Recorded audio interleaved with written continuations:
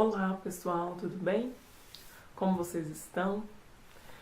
Pessoal, dando prosseguimento às nossas aulas de Direito Empresarial, hoje eu trago um tópico novo do nosso conteúdo para a gente estar prosseguindo aí com o avanço da nossa disciplina, certo?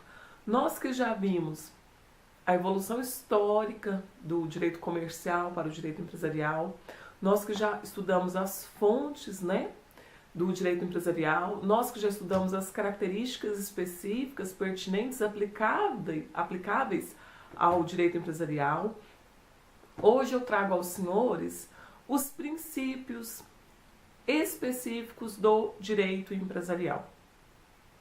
Separei 7 princípios para a gente estar trabalhando. São os princípios mais abordados pela disciplina. Eu estou tentando separar um material de um doutrinador, do Fábio Lhoa, que ele trata muito sobre o assunto de princípios do direito empresarial, inclusive em tese de doutorado dele.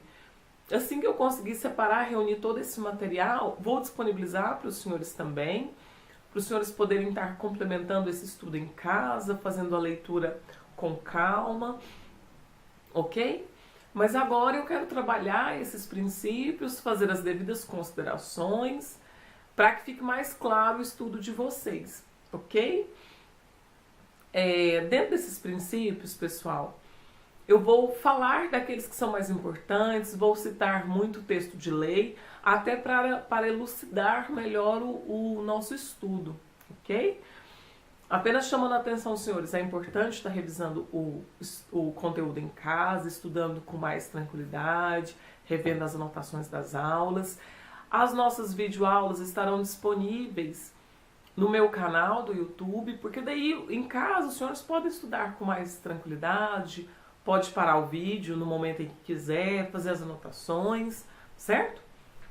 Tudo objetivando o quê? Para alcançar melhor esse processo de ensino-aprendizagem. Tranquilo? Bora lá estudar, pessoal?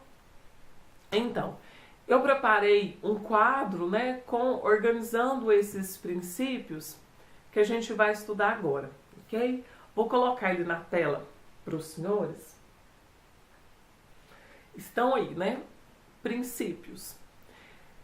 Pessoal, desses 7 princípios, o que eu quero ressaltar, por onde, na verdade, eu vou começar a abordagem desse assunto? Bom, inicialmente eu vou tratar daquele princípio que é o princípio-chave, que é o princípio fundamental, vamos assim dizer, do nosso direito empresarial, princípio basilar, porque dele acaba nascendo vários outros, acaba se desdobrando em outros, tá? Qual que é o primeiro princípio, então, que nós estudaremos? O princípio da livre iniciativa, ok? Se tivesse uma hierarquia de valores de princípio, esse seria o primeiro, O que estaria aí numa escala de importância seria o primeiro, porque justamente dele a gente consegue trazer um viés muito grande, principalmente do direito constitucional para o nosso estudo, e dele nasce outros princípios. Ok, pessoal? Bom, os senhores já estudaram, ou dentro do direito econômico, ou dentro da economia, algo relacionado à livre iniciativa.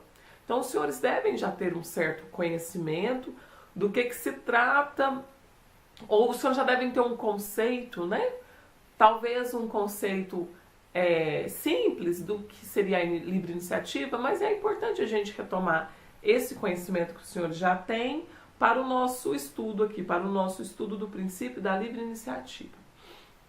Esse princípio que também é um princípio aplicado lá no direito econômico. Pessoal, por que a livre iniciativa é um princípio tão importante? Por que a gente ressalta a necessidade de estudá-lo, de compreendê-lo? Bom, inicialmente, pessoal, lá no artigo 170 da Constituição Federal, fala para nós que a ordem econômica ela é fundada na livre iniciativa. O caput do artigo 170, ele fala, que a ordem econômica fundada na valorização do trabalho humano E na livre iniciativa tem por fim assegurar a todos a existência digna, buscando, né, promover a justiça, a paz social, observado os seguintes princípios. Dei número 9 princípios. Essa é a redação quase literal do caput do artigo 170.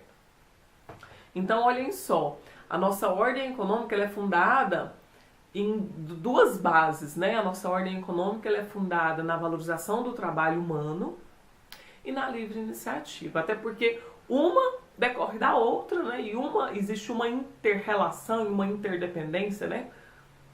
Do trabalho humano e da livre iniciativa. Pessoal, de um modo geral, o que seria a livre iniciativa? A livre iniciativa, na verdade, é um direito, né, concedido a nós particulares, a nós indivíduos que fazemos parte da sociedade brasileira, é um direito dado, outorgado pelo Estado a nós, para que nós particulares, pessoas normais, que não têm nenhuma vinculação com a administração pública, que nós possamos, né, e temos o direito de exercer de empreender em qualquer atividade econômica. Fica a nosso cargo, então, subsidiar, movimentar a ordem econômica, movimentar todo o comércio, fazer todo esse movimento econômico-financeiro do nosso país. Fica a nosso cargo, nós particulares, cidadãos comuns, desvinculado da administração pública. Então, dentro do Estado brasileiro, o que nós conseguimos concluir? Que toda a movimentação de riqueza e de produção e de circulação de bens e de produtos é um direito, poder que nós cidadãos temos através da livre iniciativa, através do Instituto da Livre Iniciativa, podemos assim dizer, né, que é um instituto. E aqui para o direito empresarial, ele é reconhecido como um princípio da livre iniciativa, que é esse direito, esse poder-dever, né, que nós temos, nós particulares, de exercer, de nos empreender em qualquer atividade econômica, justamente para subsidiar a ordem econômica que está valorizada no nosso trabalho humano, seja um trabalho vinculado a uma empresa, a uma organização, ou seja, um trabalho autônomo, né? Através dos empreendedores, através dos pequenos e dos grandes empresários, ok? Então, a livre iniciativa a gente pode resumir assim, como um direito, como um poder que nós temos. Tá, professora, a senhora está falando isso, mas nós sabemos, nós temos conhecimento que o Estado também pratica atividade econômica. Então, o Estado, ele não fundamenta, ele não subsidia essa livre iniciativa, ele não pratica. Cuidado, né, pessoal, com esses questionamentos. Sim, o Estado, nós sabemos que ele fomenta, sim, a livre iniciativa, que ele também pratica, só que são situações específicas, né, excepcionais, e tão somente quando houver autorização legal, diferentemente de nós, né? Pouquíssimas atividades nós precisamos de uma autorização legal, né? Autorização legal não quer dizer, tomem cuidado, autorização legal, no que eu estou colocando aqui, não quer dizer estar em ordem com as autoridades competentes, por exemplo. Você vai abrir uma lanchonete, você precisa ter um alvará de funcionamento, né, da Secretaria de Vigilância. Não é isso, né? Isso são liberações que nós precisamos das autoridades para que o nosso comércio, a nossa atividade econômica se mantenha em ordem, organizada para o direito, certo? Quando eu digo autorização, é o seguinte, eu só posso exercer certa atividade se eu tiver uma autorização prévia. Por exemplo, as atividades bancárias, né? É um exemplo muito claro que a gente, quando eu digo nós, cidadãos particulares, nós só podemos exercer se houver prévia autorização legal, né? E aí vai ser uma autorização também que só vai ser dada pelo governo através dos órgãos competentes. Então, olhem só, pessoal.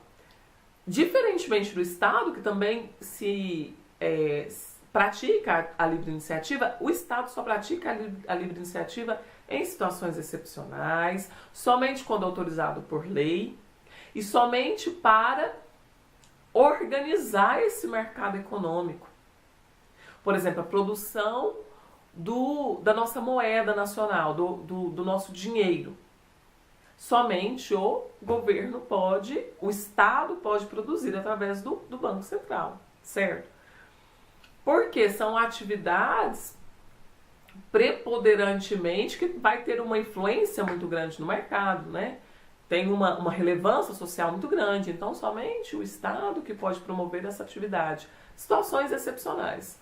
O resto, praticamente todas as outras atividades, fica a nosso cargo, ok?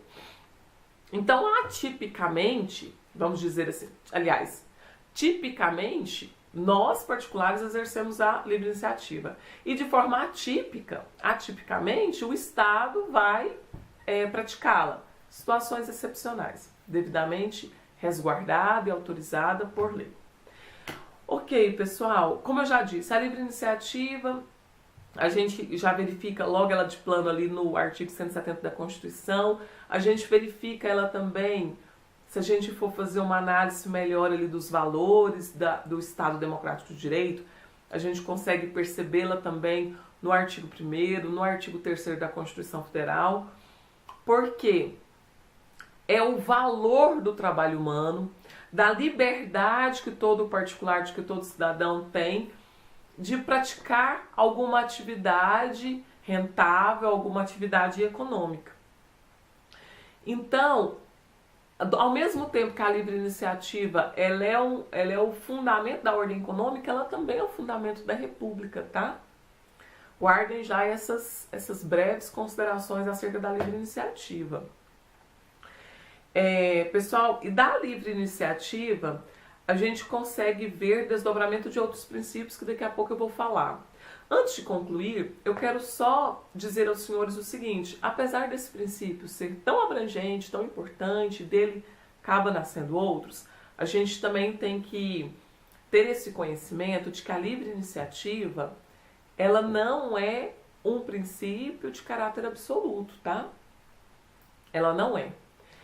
Porque ela vai ser limitada, de certo modo, pelo próprio Estado. Eu, apesar de eu ter o direito de praticar qualquer atividade econômica, eu como cidadão particular, eu tenho o direito de praticar qualquer atividade em que eu me interesse, essa atividade ela não pode causar prejuízo à sociedade. Essa atividade ela não pode ser ilícita, porque se ela for, ela vai ser coibida pelo próprio Estado. Então ela não é absoluta, eu não posso falar assim, eu detenho a livre iniciativa, eu como cidadão de bem, eu pago meus impostos, então eu posso praticar qualquer atividade aqui. Não, a gente tem que ter uma certa cautela aí, né, pessoal? Ela não é absoluta, ela vai sofrer limitações pelo próprio Estado. Até porque o Estado, ele acaba limitando essa ordem econômica como um todo para o quê? Proteger essa ordem econômica e proteger a sociedade, proteger o cidadão. De pessoas que querem se utilizar de forma indevida do mercado econômico, de que pessoas querem praticar o monopólio quando não autorizado, porque a gente sabe, se a gente trazer aí conhecimentos da economia, a gente sabe que o monopólio ele pode ser exercido quando autorizado por lei.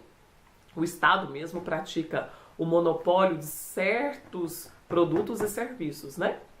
Como, por exemplo, a produção do nosso papel moeda, né? Existe um monopólio do Estado, só ele produz, certo? Então, apenas concluindo, fechando esse princípio, ele não é absoluto, ele vai sofrer restrições, limitações, ele vai sofrer uma relativização pelo próprio Estado, mas qual o objetivo? É para limitar a minha atuação nessa livre iniciativa, a minha limitação como empreendedor, como empresário? Não. É para, na verdade, organizar e manter uma paz nesse mercado, ok? E para assegurar de que certos agentes não vão praticar essa livre iniciativa com o sentido de deturbar, de causar prejuízo a outro, de tomar o mercado somente para si, ok? Tranquilo, pessoal? Seguindo aí, qual é o outro princípio que nós iremos trabalhar? Vamos colocar aí na tela, novamente nosso quadro. Bom, vamos falar agora de liberdade de competição.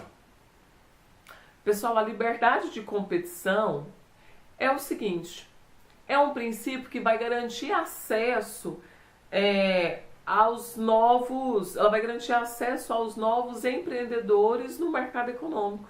É a liberdade de competição. Do mesmo jeito que eu tenho a livre iniciativa para praticar qualquer atividade que me interesse, né, que eu queira, também é assegurado como princípio o meu direito, a minha liberdade de competir no mercado de forma igual a todos os outros que já estão inseridos no mercado econômico.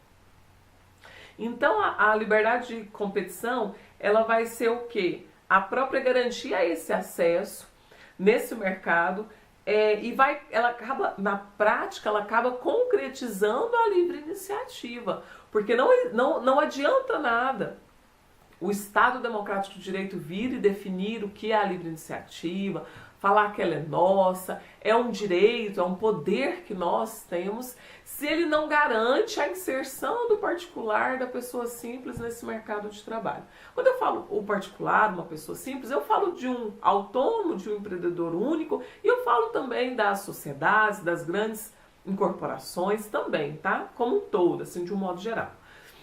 Essa liberdade de competição, pessoal, a gente acaba vendo ela, legalmente falando, quando a gente vê o Estado editando aí certas leis.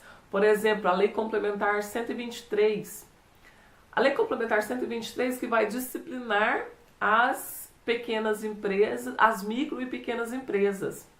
E ele vai disciplinar como que é o enquadramento de uma micro e de uma pequena empresa, qual que é o teto de valor da renda bruta anual, né, da micro e da pequena, justamente para que essas empresas, né, especiais, vamos assim dizer, essas empresas têm uma tributação especial também, diferentemente das outras, que não se enquadram nem micro nem pequena, empresas de pequeno porte também, a gente pode dizer, justamente para que tenha essa liberdade de competição. Olha, eu sou pequeno, eu tenho uma renda, a minha microempresa, ela tem uma renda aí somente de 300 mil reais, uma renda bruta somente de 300 mil reais anual.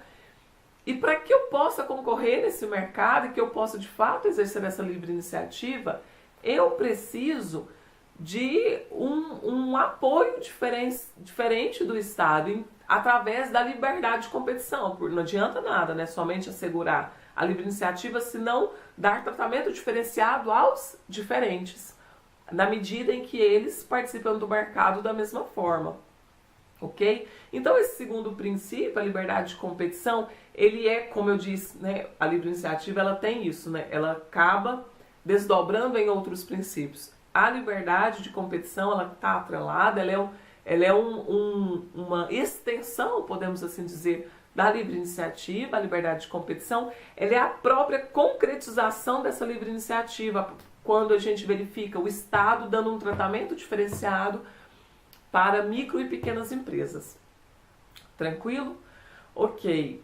Vamos falar de um terceiro princípio? Vou colocar aí na tela. Vamos falar da liberdade de associação, porque também a gente puxa o gancho desses dois princípios que nós já falamos até agora. Liberdade de associação, pessoal, também vai ser uma extensão da livre iniciativa e da liberdade de competição. Vai ser um desdobramento da livre iniciativa. Por quê? Liberdade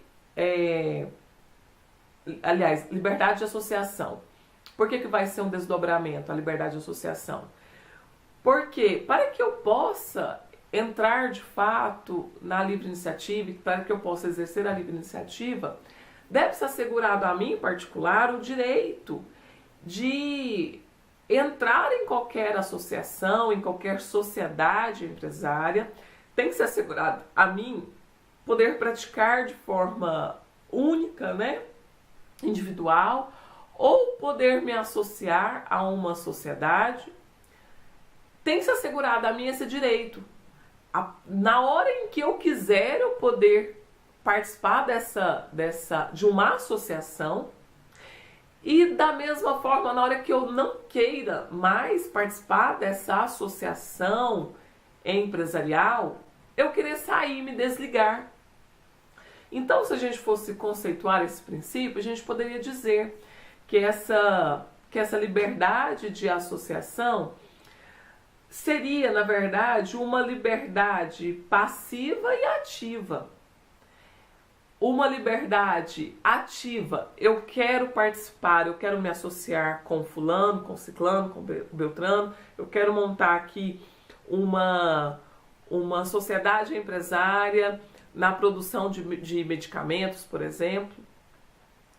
E eu quero, na verdade, não mais participar. Eu sou livre para escolher me envolver ou não, entrar em determinado momento e, na verdade, sair quando eu bem quiser. Todavia, que a gente faz um parêntese para essa liberdade de associação, que é o seguinte: da mesma forma que eu tenho o direito de entrar, eu tenho o direito de sair de qualquer associação, de qualquer sociedade empresarial, econômica. Só que eu posso sair, me desligar a hora que eu quiser. Todavia, as responsabilidades vão se perdurar. Tá, pessoal? A gente vai estudar alguns contratos, algumas questões específicas do direito empresarial, que a gente vai ver que determinado sócio não quer mais participar daquele empreendimento, daquela atividade, daquela sociedade. Ele pode sair, até pela sua liberdade, né, de associação. Só que ele também vai ter uma responsabilidade que vai perdurar por um certo tempo aí.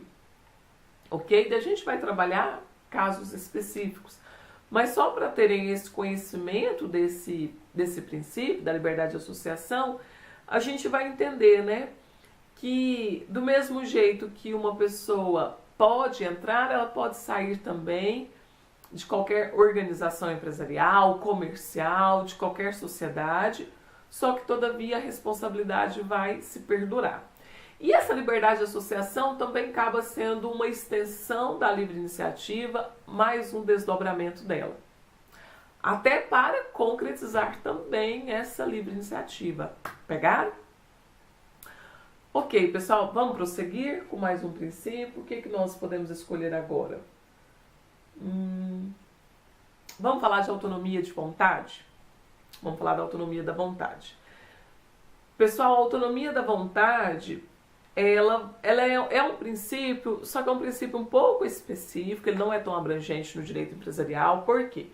Quando eu falo de autonomia de vontade, eu estou falando especificamente, pessoal, estou falando de forma atinente aos contratos empresariais, a parte contratual do direito empresarial. Por quê, pessoal? A autonomia da vontade, ela está ligada à vontade dos sujeitos vinculados a algum contrato empresarial. Então, pessoal, quando as partes contratantes aqui de um contrato empresarial definem as disposições que eles querem, né, que aconteça, para esse princípio da autonomia da vontade, haverá uma maximização dos interesses dos empresários. Haverá uma maximização dos interesses dos empresários, justamente porque a vontade deles tem uma autonomia e vai ser soberana nesse contrato.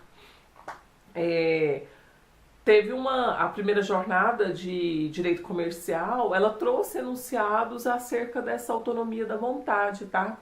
Quem quiser estender aí o conhecimento, dá uma lida lá nos enunciados da primeira jornada de direito comercial, que ele vai falar um pouquinho sobre essa autonomia da vontade, mas assim, como eu disse, não é um princípio muito abrangente, ele é bem específico, ele leva em consideração que os contratos empresariais, quando eles forem pactuados, deverá haver uma prevalência, né, daquilo que foi entabulado entre as partes ali naquele documento, naquele contrato, ok?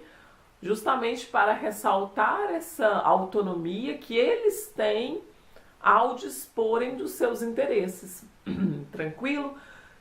Deste modo, não poderá haver o quê? Uma limitação pelo Estado ou pelos terceiros, em regra, daquela vontade das partes ali, dos empresários, em regra, né?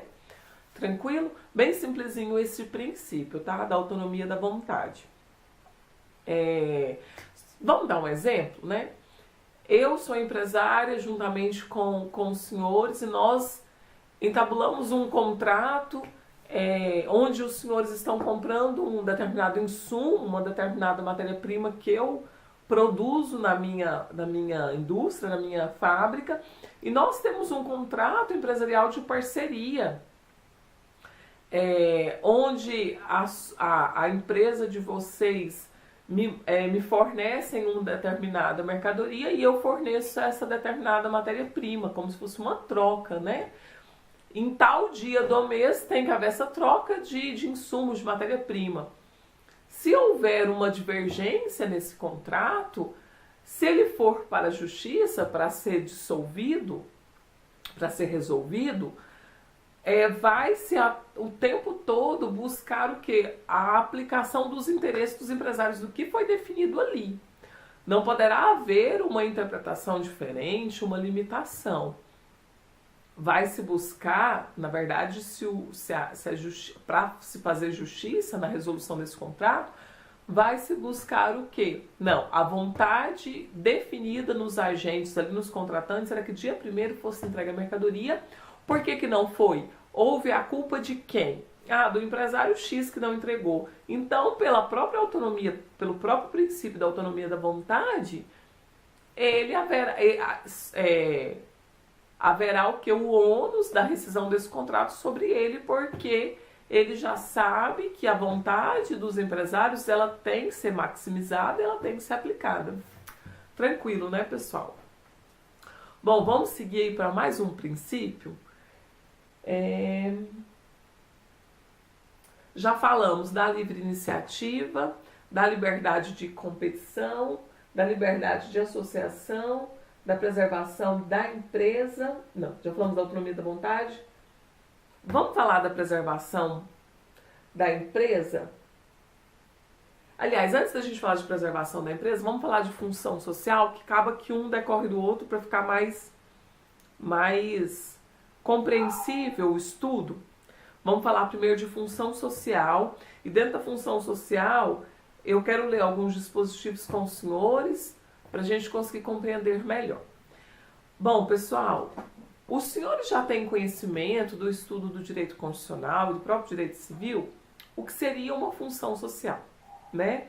O Estado Democrático de Direito prioriza isso dentro da Constituição, que a propriedade, ela é privada, só que essa propriedade, ela tem que exercer uma função, e essa função tem que ser social, né? O senhor já tem conhecimento disso? Apenas para retomar isso, para a gente começar a conversar aqui especificamente no direito empresarial. Pois bem, a empresa, ela é uma propriedade de uma pessoa, de um indivíduo ou de uma sociedade. Quando eu digo empresa, na verdade eu estou falando daquela atividade que é praticada ali dentro, né? Seja atividade de produção de roupa, de medicamentos, de comida. É uma atividade que pratica algo. A gente fala empresa, mas na verdade é a atividade que a gente está falando, né? Ela é privada, ela pertence a alguém ou a um grupo de pessoas, certo? Todavia, pessoal, essas pessoas, os representantes dessa atividade, dessa empresa, eles não podem administrar a sua empresa levando em consideração tão somente os seus interesses. Eles vão ter que administrar este negócio, essa atividade, só que eles têm que levar em consideração interesses alheios a essa propriedade particular, né? A essa atividade, a essa empresa. Eles têm que levar em consideração que existem pessoas em torno dessa atividade que não podem ser prejudicadas, que não podem ser lesadas. Olhem só, pessoal, a função social da empresa. A empresa ela deve alcançar terceiros que estão, de um certo modo, ligados a essa atividade, a essa empresa. A função social, a empresa tem que existir na medida que alcança o interesse de outras pessoas, não somente aos interesses dos seus sócios, proprietários, dos seus acionistas, certo? A empresa ela vai exercer essa função porque ela acaba alcançando os seus empregados, os seus funcionários, porque ela gere ofertas de emprego, ela acaba tendo pessoas que vivem em função desse trabalho, que vivem em função desse salário, daquela remuneração que a empresa paga. Até porque o nosso salário, ele tem essa natureza, alimentar, né? Nós vivemos em função de um trabalho, porque deste trabalho eu me alimento, eu alimento a minha família, a minha fonte de subsistência, da minha sobrevivência e da minha família, certo? Então essa empresa, ela acaba alcançando essa função quando ela respeita o direito dos trabalhadores, quando ela faz o pagamento dos salários. Essa empresa, ela exerce essa função e ela acaba praticando esse princípio da função social quando ela pratica a sua atividade sem poluir em excesso o meio ambiente, porque a gente sabe que muitas indústrias, muitas fábricas, no exercício da sua atividade ali de produzir aquele produto ou aquele serviço, né, que ela se propõe, ela acaba expelindo, né, agentes poluidores no meio ambiente. Só que existe toda uma legislação ambiental em torno disso, que vai falar qual que é a quantidade limite que ela pode liberar. Acima disso, ela não vai estar exercendo essa função social, ela vai estar desrespeitando o nosso interesse difuso a ter o que? O meio ambiente equilibrado, o meio ambiente saudável. Então, pessoal, essa função social, a gente sempre vai pensar nesse sentido, né? A empresa ela não existe tão somente para alcançar os interesses dos seus sócios, dos seus acionistas, mas ela existe na medida que ela alcança interesses de pessoas que estão ali ao redor, seja dos empregados, sejam das pessoas que convivem, né, num espaço territorial perto dessa empresa, de um modo geral. Essa função social, ela acaba se tornando um princípio que deve ser respeitado por todas as empresas. Eu separei aqui alguns textos de lei para a gente ler, para a gente compreender essa função social. O primeiro que eu quero ler com vocês vai ser o artigo 47 da Lei de Recuperação Judicial e de Falências. A 11.101, que eu já citei em outras aulas, acho que quando eu estava falando de características do direito empresarial, eu falei da 11.101, quando eu disse lá da fragmentariedade do direito, né? Eu disse, olha, o direito empresarial ele vai ser dividido em diversos pontos, né? Por exemplo, vai ter o direito falimentar, que vai cuidar da falência e da recuperação judicial, né? Eu citei a 11.101 de 2005, que é essa lei específica. Agora eu quero fazer a leitura dela para que os senhores entendam melhor essa função social. Vamos lá para o artigo 47 da Lei 11.101. Aqui. Acompanhem comigo a leitura. Artigo 47. A recuperação judicial tem por objetivo viabilizar a superação da situação da crise econômica financeira do devedor, a fim de permitir a manutenção da fonte produtora, do emprego dos trabalhadores e dos interesses dos credores, promovendo assim a preservação da empresa, a sua função social e o estímulo à atividade econômica. É o que está escrito no artigo 47 da Lei de Falência 11.101. A recuperação judicial tem por objetivo viabilizar a superação da situação de crise econômica financeira do devedor. Esse devedor aqui, pessoal, é o empresário devedor, tá? Que está numa situação, né, de crise, por isso que ele vai ter esse nome, tá? Lê-se, né? Empresário, esse devedor. A fim de permitir a manutenção da fonte produtora, do emprego dos trabalhadores e dos interesses dos credores, promovendo assim a preservação da empresa e sua função social e o estímulo à atividade econômica. Olha só, eu já disse rapidamente, né? Os senhores estudarão no semestre que vem essa lei específica. Os senhores estudarão o que é uma recuperação judicial e o que é um processo de falência. Mas os senhores já estão tendo um certo conhecimento aqui no nosso direito empresarial 1.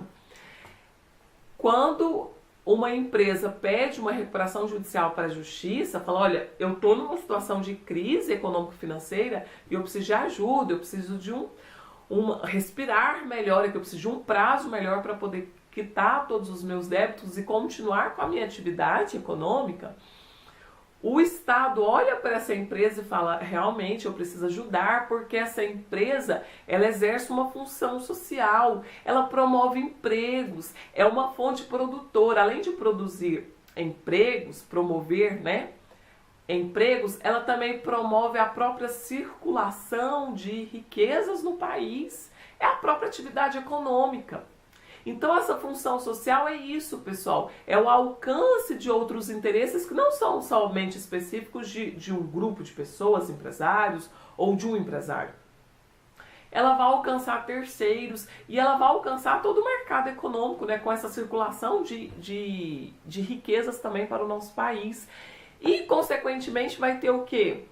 Pagamento de impostos, que vai para o governo e o governo volta esses impostos em forma de melhorias e serviços para nós cidadãos. Não, professora, o governo não tem feito isso não. Bom, aí é uma discussão que a gente deixa lá para o direito econômico, né? Mas na lei, no texto de lei, o governo deveria fazer isso, certo? Né? Ele pega, recolhe os impostos das empresas para justamente praticar, né, a sua atividade ali, que é promover a prestação de serviços públicos, etc. Mas assim, não vamos trazer essa discussão política e vamos, né, fingir que tudo acontece conforme está prescrito. E, de todo modo, né, acaba acontecendo, não com todo o dinheiro que é recolhido dos impostos, mas de certa forma acaba vindo para nós também, sociedade, os impostos das empresas, ok? Conseguiram ver, né, como essa função social é abrangente, como ela é importante? Agora, vamos lá para a lei de SA, que é a lei 6.404 de 76. Eu quero ler um artigo também da SA. Eu quero ler o parágrafo único do artigo 116 da lei 6.404. Olha o que o parágrafo único do artigo 116 da lei 6.404 fala para nós. O acionista controlador deve usar o poder com o fim de fazer a companhia realizar o seu objeto e cumprir sua função social. E tem deveres e responsabilidades para os demais acionistas da empresa e os que nela trabalham e com a comunidade em que atua, cujos direitos e interesses devem lealmente respeitar e atender. Viu, pessoal? Aqui está falando da sociedade anônima, especificamente, que os senhores também estudarão dentro do direito societário no semestre que vem, no Empresarial 2. Aqui está falando que o acionista controlador, que é aquele que vai administrar e ter um poder maior dentro de uma SA, né? Acionista aqui que vai ter o mesmo sinônimo de sócio, mas dentro da SA a gente fala que existem os acionistas, não sócios. Ele tem essa função de administrar e de cuidar dessa empresa, levando em consideração o quê? O seu objeto e cumprir a função social. Por quê? Ele tem deveres e responsabilidades para os demais acionistas, para os que nela trabalham e para a comunidade.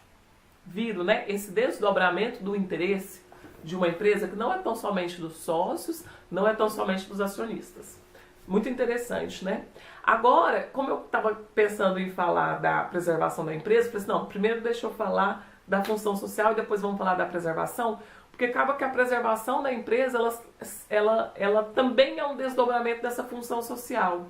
Eu acho que os senhores já estão conseguindo perceber, né, a preservação da empresa ela acaba sendo um desdobramento desse princípio da função social. Nós já concluímos o estudo do princípio da função social e agora eu quero falar um pouquinho, né, desse princípio da preservação da empresa. Pessoal, a preservação da empresa, na verdade os senhores já sabem por que deve existir esse princípio. Nós não acabamos de falar que a empresa ela vai existir na medida que ela pratica uma função social. Se ela pratica uma função social, é necessário preservar essa empresa, essa atividade econômica, porque ela alcança interesses de terceiros, não é isso? Olha só, dentro da preservação da empresa, dentro desse princípio, eu também quero ler alguns dispositivos para os senhores compreenderem também isso. Vamos ler o artigo, vamos voltar para a lei de falências. Ela é uma lei que a gente acaba estudando muito, porque ela tem concepções gerais para todo o nosso direito empresarial, tá? Vamos ler o artigo 47 da 11.101. Olha só, que nós já lemos, mas só para vocês compreenderem. Por que a recuperação judicial ela vai existir? Por que o Estado, o governo quer recuperar uma empresa? Por que ele quer preservar? Na verdade, quando a gente fala recuperar uma empresa que está numa situação de crise, é porque o Estado ele quer manter, ele quer preservar essa empresa, porque ela é fonte de riqueza, ela produz emprego, ela repassa os seus impostos. Então tem diversas atividades ali que não é a atividade central, mas é um desdobramento dessa empresa, dessa atividade, que é muito interessante para o Estado e para toda a sociedade. Por isso é importante preservar essa empresa. Do mesmo jeito que nós estudamos o artigo 47 da 11.101 para a função social, a gente traz esse mesmo artigo para aplicar aqui na preservação da empresa. O Estado ele vai querer manter essa empresa. O Estado e a sociedade eles querem manter essa empresa porque ela desempenha essa função, ela é muito importante para toda a sociedade, para toda a comunidade em que ela está inserida. Por isso que se busca a manutenção. Esse princípio também poderia ser chamado de manutenção da empresa. Preservação, manutenção, no mesmo sentido, ok? Justamente para que haja a existência, a subsistência dessa empresa. Ok, pessoal? Vamos abrir o quadro e ver o que falta? Eu acho que falta só mais um princípio, né? Nós já falamos da livre iniciativa, da liberdade de competição, da liberdade de associação, da autonomia da vontade, da função social da empresa, da preservação da empresa, que também acaba sendo um desdobramento dessa função social da empresa. Aqui, pessoal, deixa eu só fazer mais uma observação. Quando o Estado faz de tudo para preservar viva essa empresa, acaba sendo uma concretização também da função social da empresa. O Estado ele precisa manter essa empresa para que ela desempenhe essa função social, ok? Beleza? Então falta só a maximização dos ativos do falido, não é isso? Vou colocar nosso quadro aí. Isso, falta o último aí, maximização dos ativos do falido. Pessoal, aqui é um princípio do direito empresarial, mas ele é um princípio específico. Mas para que a gente tome conhecimento de toda para que a gente tome conhecimento de toda a importância do estudo dos princípios, eu trago ele. É um princípio específico é um princípio específico aplicado lá no processo de falência, lá do direito falimentar, mas é importante a gente estudar ele para os senhores terem este conhecimento. Olha só, pessoal, quero ler o artigo 75 da 11.101 para vocês, para a gente conversar sobre esse princípio da maximização dos ativos do falido. A falência, ao promover o afastamento do devedor de suas atividades, visa a preservar e otimizar a utilização produtiva dos bens, ativos e recursos produtivos, inclusive os intangíveis da empresa. E o outro artigo, que depois os senhores façam a leitura, vai ser o artigo 117, também da 11.101, tá? Que vai falar dos contratos. Pessoal, o artigo 117, ele é até mais elucidativo, eu acho, aqui nesse princípio. Porque ele vai falar que os contratos bilaterais não se resolvem com a falência. Olha só, o que esse princípio vai falar para nós? Esse princípio vai falar o seguinte, olha, diante de uma situação de falência, aqui não é a situação mais de crise, a situação de crise passou, não foi superada e chegou na falência, na morte da empresa. Aqui, pessoal, diante disso, o Estado vai afastar este empresário, que é aqui no texto de lei é o devedor, né? Toda hora se fala do devedor, é o empresário que está devendo, né? Que teve o seu passivo maior do que o seu ativo. O Estado, no processo de falência, afasta esse devedor e vai administrar a empresa. Na verdade, ele vai administrar a massa falida, né? Que é os bens que compõem essa empresa, os bens, as dívidas, tudo que pertence ainda a essa empresa, né? Todos os contratos, tudo que se deve, tudo que se tem, os maquinários, os bens tangíveis, intangíveis, tudo se forma um grupo ali de bens que recebe o nome de massa falida. O Estado, através de um administrador judicial, que vai ser nomeado por um juiz, vai cuidar deste processo de falência.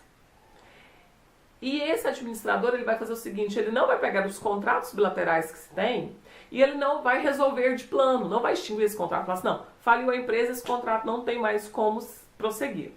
Não, esse responsável, esse administrador, ele vai tentar manter este contrato, porque ele consegue ver desse contrato que tem como tirar alguma produção ainda, ele vê que é possível entrar alguma fonte, é possível entrar algum dinheiro, vamos dizer assim, para a empresa, porque é necessário tentar maximizar, ampliar o pouco do ativo que tem deste devedor, deste falido, porque a empresa tem inúmeros débitos, inúmeras obrigações para cumprir.